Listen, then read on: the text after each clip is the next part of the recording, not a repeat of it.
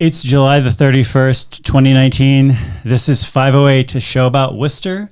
I am Mike Benedetti. This is Brendan Malikan. Chicken, brother. And today's guest is Worcester School Committee Challenger Mariah Martinez. How are you doing? I'm well. How are you? I'm doing great. I'm doing good. I'm going to ask you the questions we've been asking people about school committee stuff. So first question is, why are you running?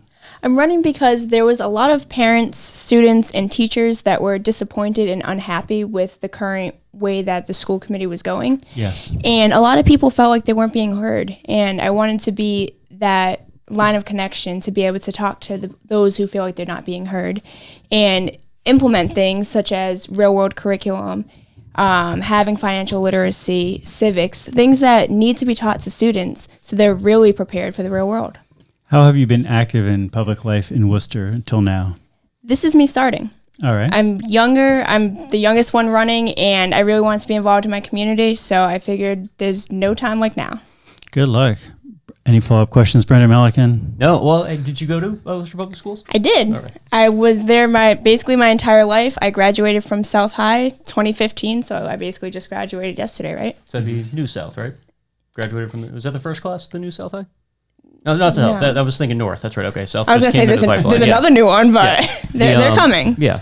So what was your experience as a student? Do you feel similar to what you're hearing from parents today?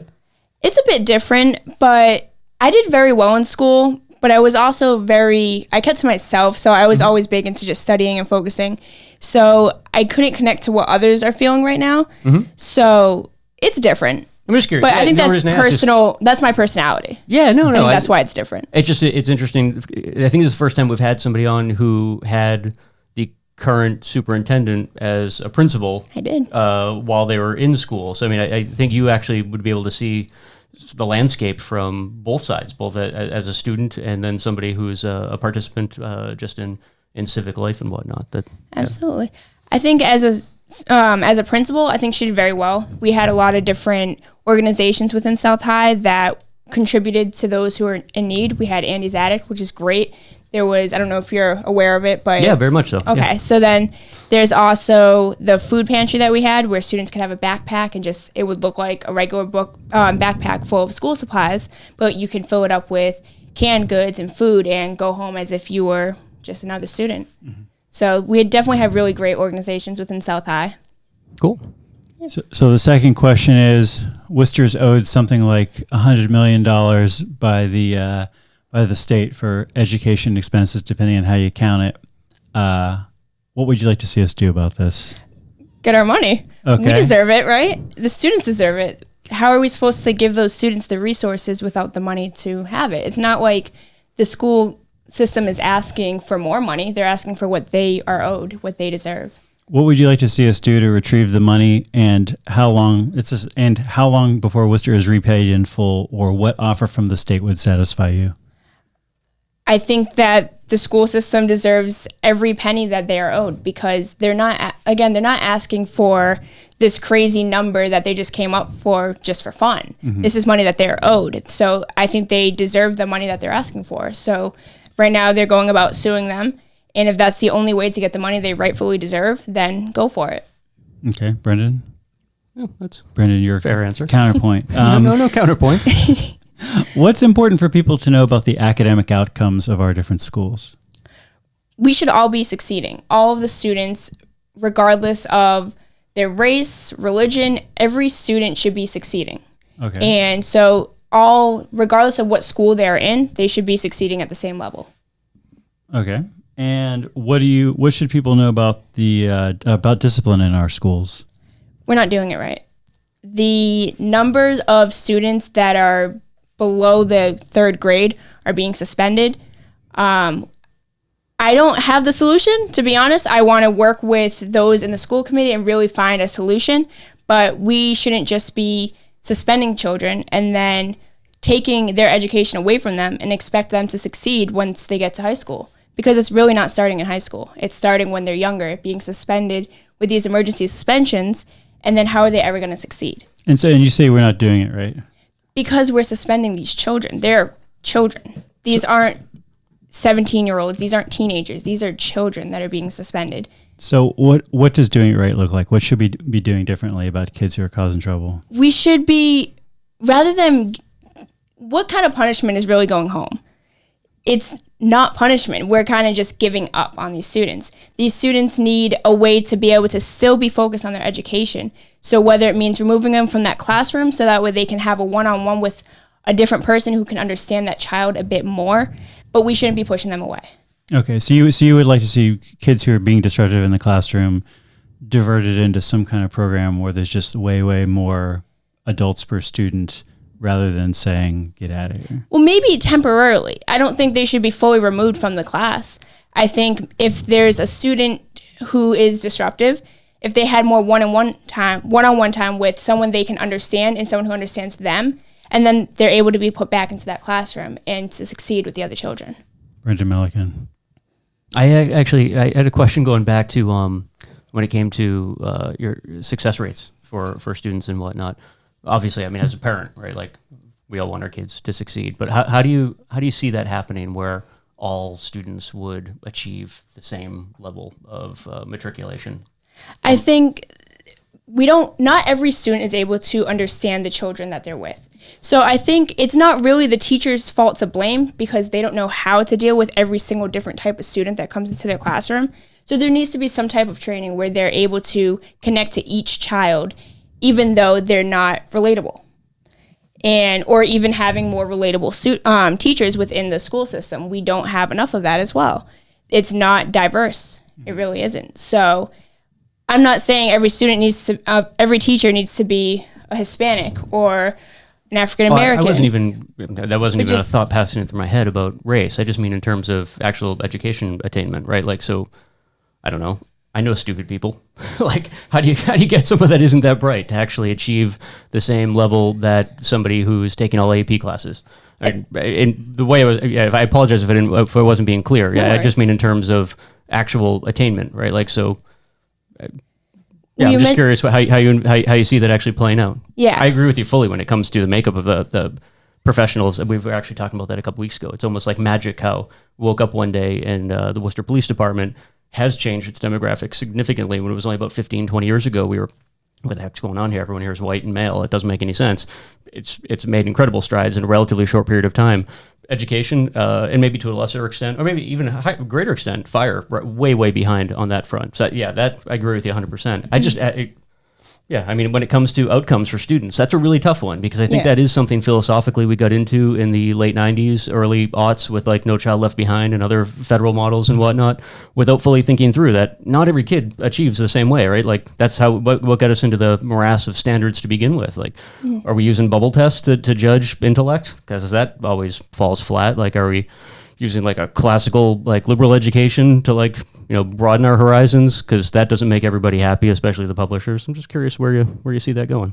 Well, you had mentioned like dumb people, and then you mentioned I said stupid. I was being sarcastic. No, of course. Like, but you also mentioned that in comparison to those in AP. So that's on a high school level. Sure. So it doesn't start in high school. It starts when they're in elementary school and really pushing that education on these children in ways that they're able to stay focused and connect in the different ways that each student have. So every student has different needs, and we need to be able to find a way where it's not just this one curriculum that has to be this exact way, because not every child can relate to that way. With you on that front. Cool. What do you think about sex education? Needs to be taught. All right. Can you say more about that? Of course. I think 13, correct me if I'm wrong, but a 13-year-old today is not the same 13-year-old as when I was 13, and it's not the same 13-year-old as from when you were 13. So to act like 13-year-olds are these innocent children who don't know sex is wrong. They know. They have phones, they have the internet, they're looking it up, so they should be educated. Because Google shouldn't be teaching them, because they don't know the consequences of sex. And of course, it should be age appropriate, but we also have to take into account that age is different nowadays. It really is. With the technology that we have, with the access to all the information in the world just at our fingertips, we need to take that into account when we think of age appropriate. And it should be informational, not sexual. This shouldn't be this very sexualized course. It should be informational for these students to learn. Okay.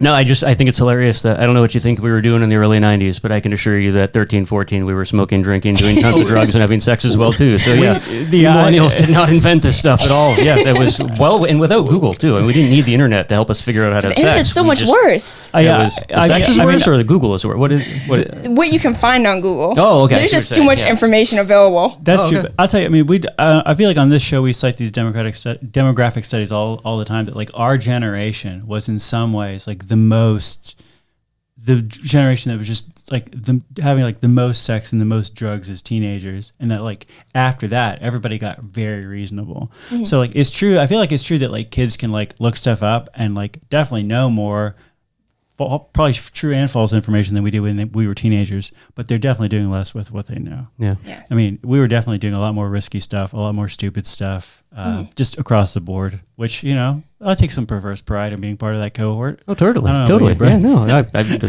no shame at all. I mean, we had a lot of fun. It was party. We should have probably had way more detailed sex education than we had, but, you know, c'est la vie. That's what we need. We need Gen X to come around and actually be the ones advocating for sex ed, right? That's the thing, is we've just kind of rested on our laurels, and like we just take for granted the fact that we had a really good time, and then we look down and we see all these kids are just boring us. We're like, we didn't lives. die. I mean, some of us died, but I personally didn't die. So No, like, personally, no. A lot of people along the way, but yeah, that's whatever. Yeah, part of the learning curve.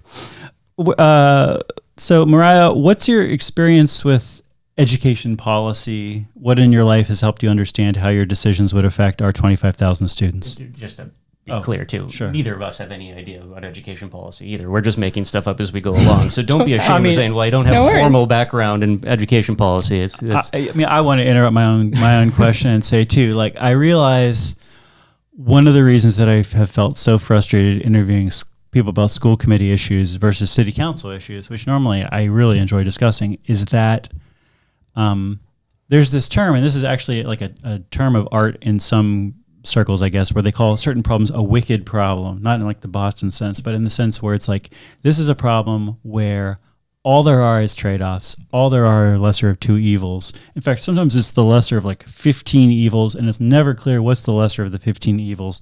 It depends on how you define evil.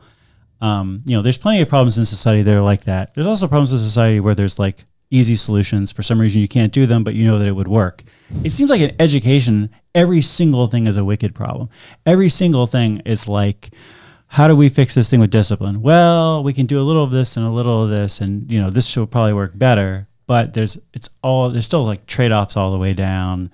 Still like, I don't know, complexity all the way down. Whereas in city politics, other city politics, there's there's like live questions like, should we outlaw panhandling? Should we make all of our sidewalks out of rubber? No. The second one, definitely not. Very clear. Evidentially, this was a legitimate thing from like 10, 15 years ago. Wow. Definitely we should not do this. And so this is why these are fun to talk about, because we can just be like, a lot of these questions, I don't know the answer. Some of these questions. It is, and I think it goes back to why I was pressing a little bit on like the outcome stuff, because it's from my perspective, and I come from a family of educators, but I squandered my own educational opportunities, so no expert on this front either. But I think it is important to be able to Mike's point, that it's almost like inherent that the job of public education is the adults in the room are supposed to be working their asses off to make sure that the potential outcomes are as good as possible. And the students, on the other hand, though, I think it's almost like we've flipped it, like over the last 10, 15 years. Now we expect the students to be doing all of the work. And it's not that we've taken the burden off of the adults, but it's almost like we've lost the perspective that it's the adults' job to be doing all of the hard work. It's the students' job, and it is their job, it's their responsibility as well, to make the most within the constraints of their abilities based on what the adults are offering. And I feel like that gets so muddled and lost when it comes to high-level education conversations, especially when they start at the federal level down. That's all about mandates and big lofty ideas without like just buckling down to these two basic ideas. Adults have something to offer young people, and hopefully the young people are going to be willing to take advantage of it. So that said, we're done interrupting you. Go ahead. My experience with the education policy is being a student, and yes.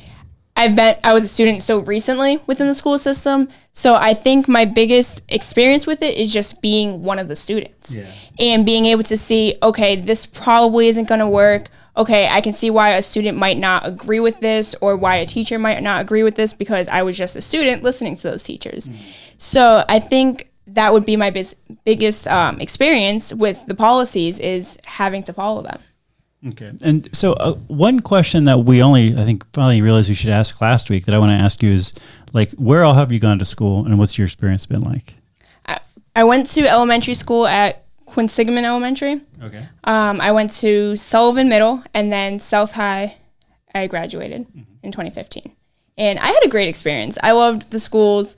You had mentioned, I don't want to beat you to your question, but my favorite teacher was in 6th grade. I had a teacher named Miss Konopka. Mrs. Konopka? No, Miss Konopka. I don't know. I think it's Mrs. actually. I don't want to disrespect her, But just the way that she taught she really stuck with me. So me and this one other student, we would learn the curriculum just like all the other students. But when she saw that we got distracted because we kind of beat the class in a way, and we were a bit of we were the nerds in the class, and she saw that and she didn't want us to get distracted and then evidently fall behind because we're so distracted because we're a know-it-all. So she would actually give us these packets, and after she taught the curriculum and she saw that we were ahead, we would just go off to the side of the classroom, do the packet together, and call it a day. So I just loved the way that she taught, and she had just, ever since, she's been my favorite teacher. And it was just such a great experience there with her. Awesome. On an unrelated note, Brent crude oil is $65 a barrel, up 2% on the week and down 13% on the year. Bitcoin is $9,900, unchanged on the week and up 29% on the year. Still not going in, Mike. I feel like these are kind of nicer times for Bitcoin though, Brendan, because a few weeks ago it was like, if I had just bought Bitcoin a year ago, I would have still made 5 times my money or whatever. And now it's like, if you had bought Bitcoin a year ago, you would have made 29% more money, which is nothing to sneeze at. It's nothing to sneeze at. When you're talking about insane amounts of speculation, it's nothing at all. Yeah. You're looking for 3,000%. It's really not my game. 3,000 times. Before we get to the questions about the wire and whatever too, I want to mention that Worcester firefighter John Kennedy died last week in what's been called a death in the line of duty. And my buddy Scott Schaefer Duffy, who the Telegram and Gazette called Worcester's most traveled, most jailed, and most notorious political radical since Abby Hoffman, was hit by a car while running last week. And we are all hoping that he will recover. He's recovered a lot faster than I thought he would have. So we'll see how it goes. Of course he's going to recover fast. I mean, I have to say though, that's definitely what I would say now. But man, seeing him lying in that hospital bed that first night, I was like, wow, man. As much as somebody might loom large in our mind as a dynamic, strong figure, if they get hit by a car, doesn't matter. Nobody's that dynamic and that strong compared to a car, pretty much. So it's amazing to me that he's recovering at all. I don't know. Anyway, good luck, buddy. You haven't seen The Wire. I haven't seen The Wire. Do you know how much you can bench? I assume maybe the bar. All right. So we're talking don't add anything 45 to pounds it. maybe? I don't even know if I ever have. I've done some pull-ups. All right. I mean, that counts. He I've gone to the gym, but how many pull-ups can you do? 10. I think that's impressive for a female. That is amazing. That's really, that's definitely impressive. You should see how much you can bench. I bet you can bench more than you think you can. Probably not right now, to be honest, though. Maybe let me get back on track, and then maybe we'll do a follow-up interview just for that one question, and I'll have an answer. Brendan, I don't know if you remember this, but in Dr. Spock's famous book on childcare, the first sentence is, "You know more than you think you do." Now I'm going to write a book about bench pressing called starts off saying, "You can bench more than you think you can." Yeah, that's reasonable. What are some other things we want to talk about vis-a-vis education? You're asking me? Yeah. We thought we just said we were both idiots when it came to we education. Are idiots, but nonetheless. Yeah, I don't know what else is. What do you want to talk about in terms of education? What are you talking to voters about? I think overall we need to focus on creating a connection between the parents, the students, and the teachers. Because right now, although the school committee meetings are public, they're boring, quote unquote. I'm not saying it. I'm not assuming it. Oh, they are. I've been told. So creating more events where there can be feedback from the parents, students, and teachers is very important. And to be able to connect with the school committee members, because I've been told my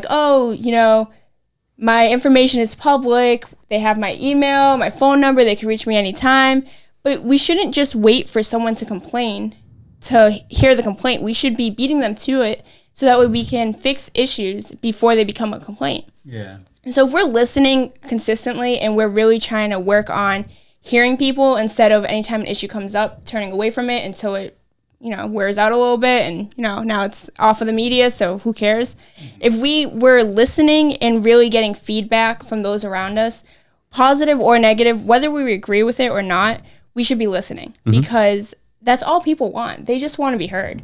So if we created more events where there can be more of an interaction, keep it casual, it doesn't have to be these formal meetings, and really have conversations with each other, I think we can solve a lot more issues than we'd expect to. Yes, one of your challengers, I can't remember who it was, brought this up a couple of weeks back, and I think it does hold true, but it also highlights a lot of the differences from school to school in terms of parent engagement. Like, if you said that to the administration or the school committee, I think they would very quickly, any of them, even if you win, I think you'd probably take the same approach at some point in time, that's what we have the PTO organizations for at every school, the parent-teacher organizations, or PTAs, or different labels depending on the school.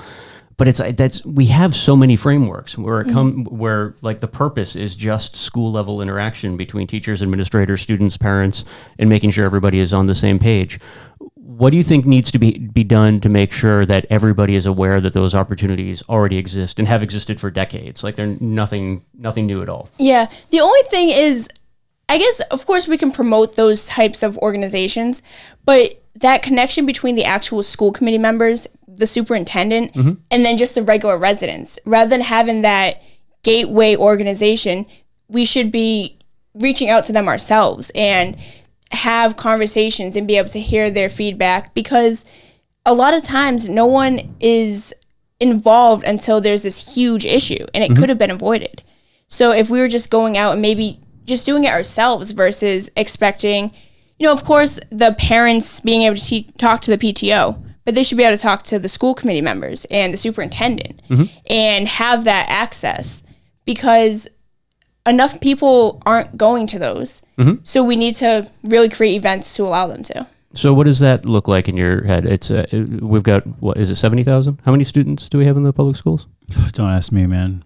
25,000? Is it 25,000? It says our question here says there's 25,000 students. So 25,000 students. So let's assume just 25,000 students, and let's assume a single adult in charge of each one of those students. What does that look like in terms of the superintendent's time or the school committee's time hearing the voices of 25,000 guardians?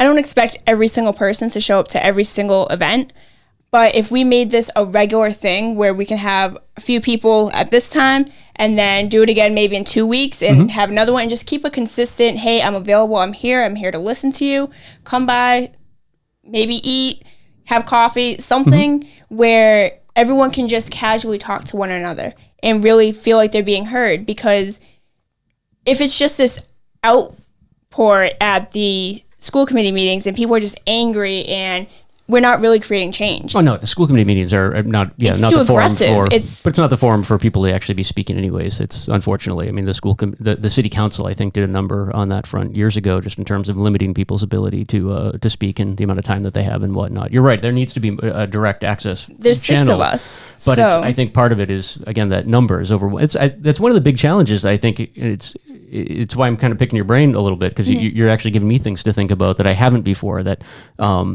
the school committee with a limited number of people, a limited number of resources, actually has like an engaged, whether it's directly engaged with the school committee or not, they're responsible for 25,000 humans. And then alongside that, all the teachers, educators, paraprofessionals, whatever the case may be, alongside that support those 25,000 students.